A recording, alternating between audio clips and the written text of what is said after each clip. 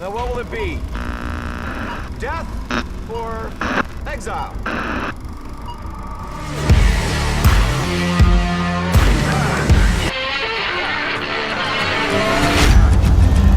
There's a man going around taking names, and he decides... Welcome to the Film Exiles podcast. Today, for review, we have Zack Snyder's 2004 film, Dawn of the Dead.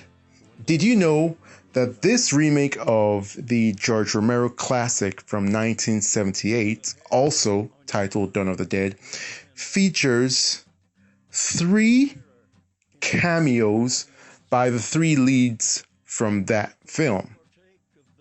We have Scott Reiniger as a general on TV. We have Tom Savini as a sheriff, also on TV. And we have Ken Foree as a televangelist. I just thought that was really cool. So I'm here with Dr. Chris, aka the Toxic Doctor. Chris, what are your overall thoughts of the film? So, this film, well, there's a bit of a history between me and this film. So this was actually the first Zack Snyder film I saw, and I obviously didn't know who Zack Snyder was at the time. I was a huge fan of Romero's Dawn of the Dead, and I was quite nervous about seeing this for the first time. I'm not a big fan of remakes of good films on principle. So watching Dawn of the Dead, I was really, really impressed. This is Zack's film. I was really, really impressed. Not disappointed in the slightest. I thought it stood on its own 2 feet, side by side, shoulder to shoulder with Romero's classic. It did not try to imitate. It did not try to copy. And there are quite a few differences between the 2 films, some of which I'm sure we'll talk about in the podcast. So, yeah, very big fan of the film. My first experience of a Zack Snyder film, and remains one of my favorite zombie films. Okay. Well, my overall thoughts of it are that I like it. I like it very much. Very pleasant, enjoyable watch. But I can't say it's my favorite Zack Snyder film if I was to frame it on a macro scale. This was Zack Snyder's feature debut. Yeah. So he came from the world of shooting commercials. He was award-winning, was quite prolific, had Super Bowl commercials. He was amazing there, and this was his feature film. And when you watch this film, it's a very raw Zack Snyder. Mm-hmm. You see Zack Snyder isms, but he doesn't yet have his signature auteur voice. Yeah.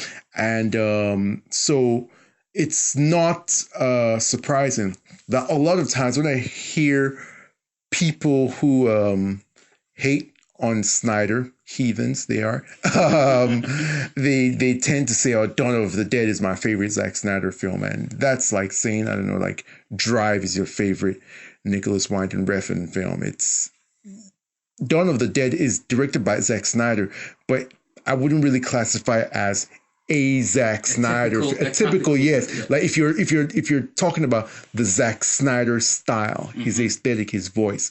So talk to me about some of the Snyderisms that you picked up on. And so in this film in particular, some of the things that I picked up on that parallel, that echo in a lot of his work is so this sort of vignettes, these sort of very lyrical montages that do a good job of forwarding the plot, I think.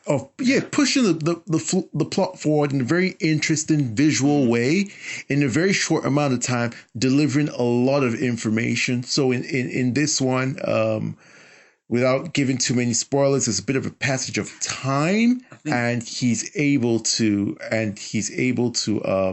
show how some relationships are forged, show the character of some characters, show how the characters are surviving in the new environment that they find themselves in a very, very short amount of time.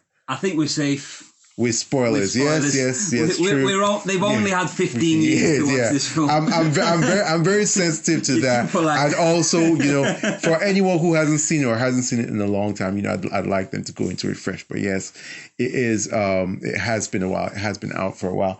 So you have that. Also, Snyder loves his close-up shots of bullet shell casings falling on the ground, and we do see a bit of that bouncing on the ground. We have a little bit of a slow motion sort of bursts of fire flame, which are in a couple of his films.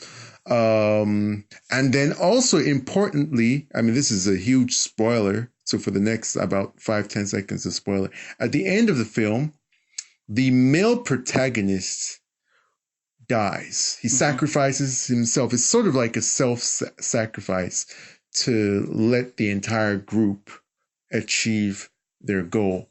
And that's something that we see echoed in a lot of his films. Obviously, it happens in 300. It also happens in Watchmen to a degree.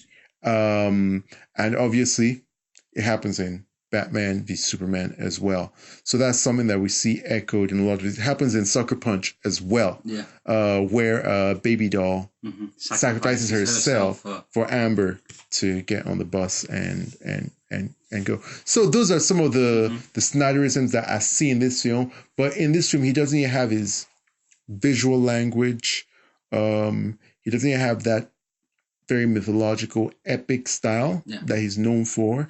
Even the action is not yet to the Snyder standard, but it's a very enjoyable film, and I enjoyed it. So tell me a bit what you think a bit about the characters. Okay, so the characters are quite well developed. I do have a nitpick with the lead, the female character of the film. She loses. The film starts off and she loses her husband and child, and I feel that might be a weakness in the script. That this kind of Anna loses her child, her husband, and we don't really see any ramifications, psychological look into what that might have done for her. Or I think there was an opportunity there as well with Mekhi Phifer's character and his wife. There was a real, like, when she died and turned into a zombie and their baby was born a zombie, there could have been some parallels there drawn. And I would have liked that moment where, so more spoilers, where the old lady kills Mekhi Phifer, has that gun shootout with Mekhi Phifer. If that could have been with Anna and maybe had the kind of, like, you could see some kind of emotion in her and harkening back a moment of hesitation of some kind. But we didn't really see that. With the other characters, however, I thought they were exceptionally developed. So, talking specifically about our friend Michael Kelly, who plays CJ, also plays Lombard in Man of Steel and Batman v Superman. His character is incredibly well developed. He goes through an entire arc. So he turns up at the start in the mall. Our protagonists appear, and he is this hard ass, selfish prick who doesn't want to help. He tries to send them away, and slowly throughout, even in the montage and throughout the course of the film, you get this, again, another character sacrificing himself for others. So his arc is truly probably my favorite arc in the film. Wonderfully written, wonderfully acted as well. Perfect. He's probably my favorite character in the film. There's some others that were quite interesting. Again, Mekhi Phifer's character, that protective husband, and then in the end he turns a bit psychotic, trying to defend his zombified wife and baby. I thought they were really interesting choices there. Ving Rhames, who is the kind of lone wolf. he wants to go find his brother, but then eventually he takes on the group as a family. He takes on the group as a family because he hears that his brother. Well, he doesn't specifically hear that his brother has died, but the place where his brother is located is turned into a bloodbath, and probably no survivors. So he kind of adopts the crew as his family. So I think the characters are brilliant. Anything to add on those? I can talk about the story, the plot, and the story. I think that the plot and the story are excellent. I mean, we must first remember that this was the dawn. See what I did there? Of the renaissance, the new renaissance of zombie of the zombie phenomenon in pop culture. And a lot of people, while you mentioned that, a lot of people have highlighted Zack's fast zombies as being a defining moment in the zombie kind of genre. So we see World War Z with fast zombies. We see fast zombies in video games. In video games, I think The Walking Dead are slow zombies, but most of the new age kind of zombies, they're all quite fast, and that's really sorry to interrupt. Yeah, no, it's fine.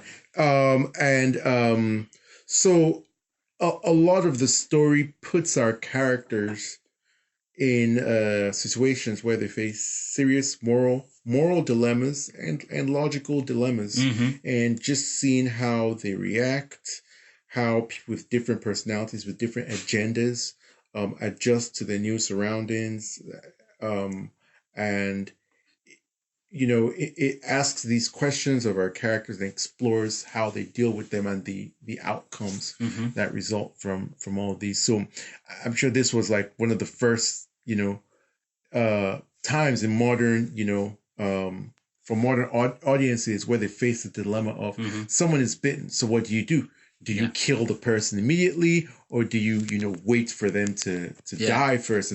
And obviously for us who've, come after watching a lot of zombie content, we know the answer is popularly known. Oh, you wait for the person to die and then after. But at this time when the film came out, for modern audiences, we had no idea. Wow, okay, well, what do you do, and how do you resolve this lose-lose situation? There's no winning. So I thought that was very interesting. Things like one member of the party is on another building, right? In another building or in another location, and is being attacked by zombies. So do you leave the person to die, or do you risk the lives of a team to come, and take the no man left behind approach. So I thought those were some of the very interesting things. We talk about the framework of the story, and them being in the mall, all the subliminal implications of that. But at the end of the day, it's about human beings, different characters from different backgrounds, being in this extreme situation, and how do they handle all these moral and logical dilemmas, and what are the end results of that. And I think it did an excellent job. There were some decisions that were kind of dumb and stupid, but that is all horror movies. Otherwise nothing happens. Some of those are tropes of horror movies, and so I think it is a fun movie. It really is. As far as the plot is concerned, the easiest thing to do is to compare it with Romero's, right? So I thought it was really cool how Zack introduced those to this. The actual dawn of the dead. So we get a kind of a very The Walking Dead episode 1 kind of opening, right? Origin, almost origin of the outbreak. Yeah, basically.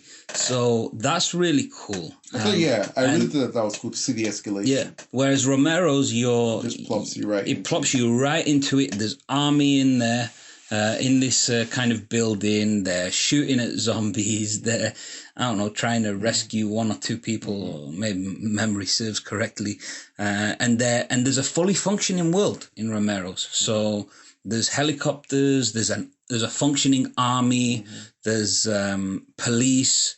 You know, and it's a fully functioning world which has zombies, and you know, it's just by chance, you know, that they're trying to get north to Canada, and it's just by chance that they happen to come across a mall and whatever.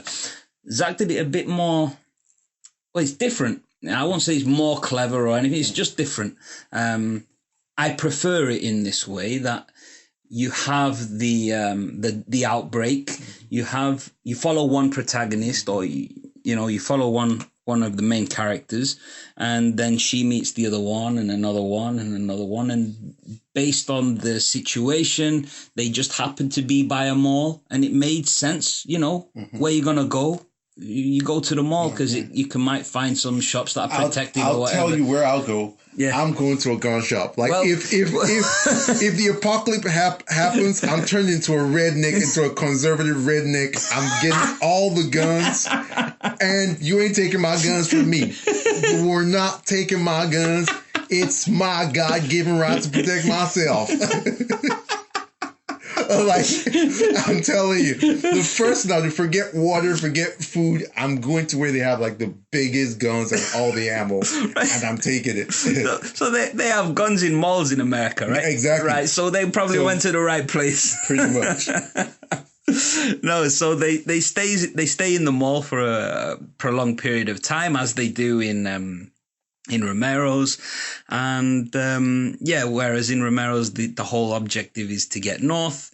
These guys have no real plan to escape. They're happy to live there, you know, indefinitely until, you know, they start getting restless, and then they come across a plan to get on a boat and go to an island, which is, again, it's a sound plan. It's a sound plan. It's a logical plan. And then they mess the plan up. Typical horror movie. Typical horror movie trope. And then in typical Zack Snyderism, the end is not happy for them. Now, it's not explicitly stated in the end if you watch the after credits sequences, which Zack Snyder has been doing before the MCU, by the way.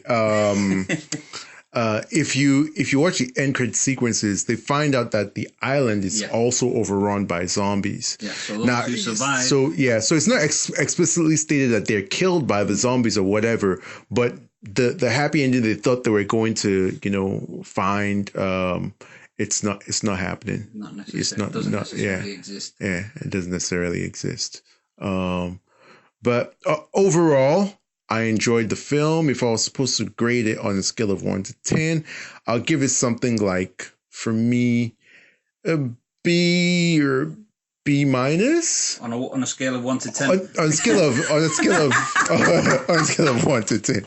No, a B or B minus on a letter grade scale, but from a 1 to 10, something like a 7, between a 7.5 and an 8. Yeah, somewhere around there.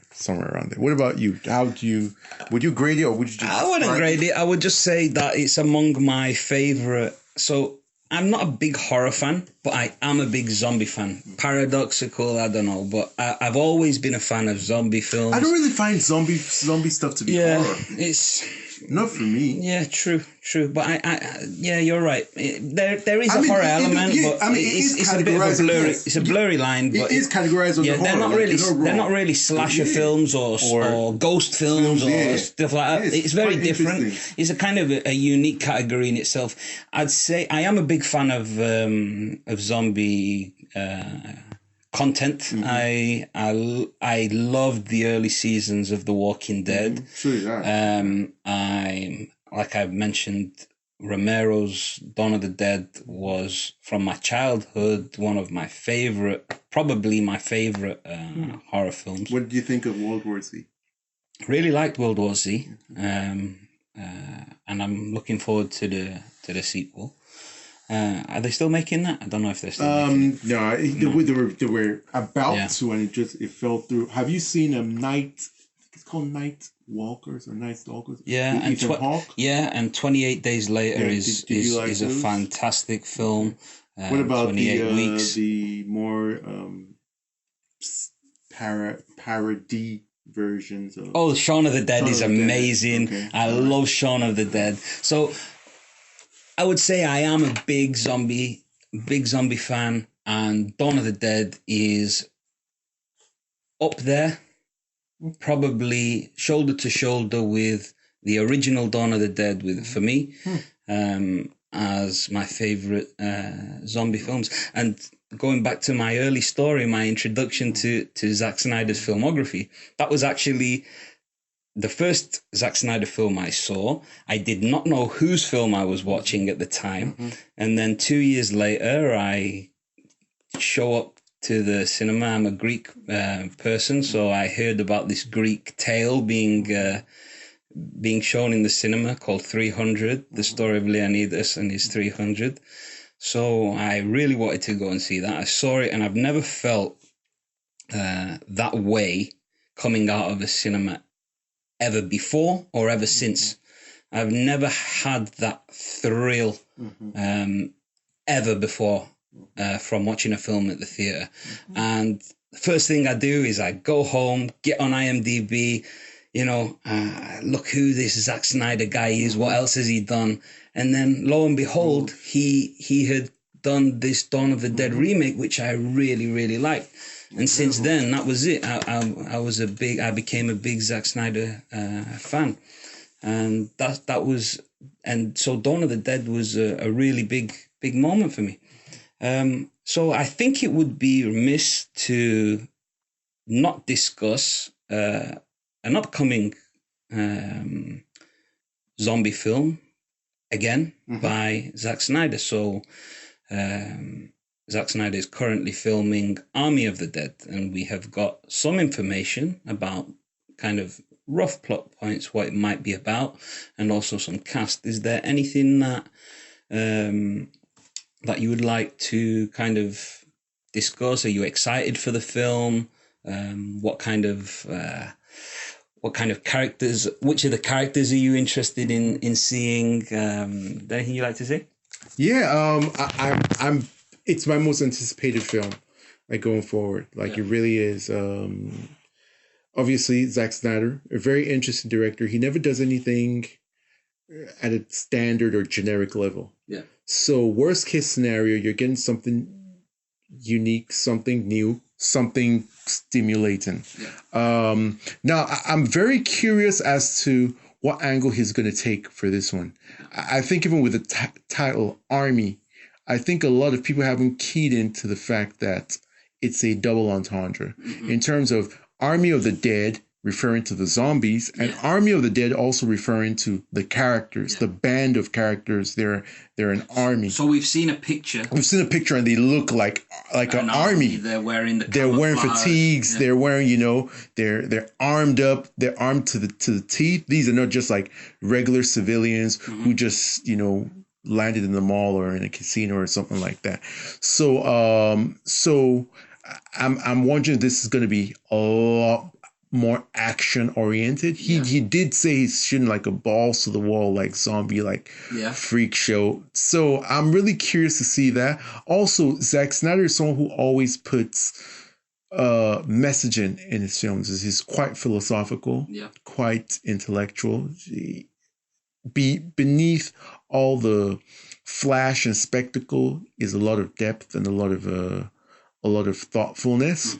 So I'm interested to see how he's going to weave in all of his usual themes and messaging, whether he's going to do it by plot and dialogue or whether he's just going to do it just visually. It's going to be very interesting to see. I'm super excited. It's going to be different from this film because, as I said, Dawn of the Dead is not a very Snydery film. I was just going to say this will be a Snydery film. I was just going to say that I'm really interested to see, because as you said, Dawn of the Dead is we can see the birth of Zack Snyder's style and things. So we get, like, as you mentioned, the cartridges falling and bouncing on the floor. But now what we see when you see that same shot in Batman v Superman or in Justice League, perfect. that shell just bounces in slow motion, and we get There's a smoke real coming close-up out of it. Exactly. So all that extra little Snyderism is Has there. been perfected. I want to see. I think we're going to see similar things to Dawn of the Dead, but we're also going to see them amped up, real Zack Snyder visuals, like we didn't really get here to the extent we used to. I think it's going to be, as you mentioned, action, but we know that some of Zack Snyder's favorite films are quite gory, right? So I am expecting some gory shit in this film. Like I think we're gonna see people's faces bitten off. We're gonna see guts being pulled like friggin' sausages at a butcher's. We're gonna see the goriest shit, and it's gonna be fabulous. That's interesting. Okay, so we're gonna get to see that in 2020. Hopefully, no delays. We wish Zack Snyder the best of luck. Absolutely. With principal photography and post-production, marketing, the whole shebang.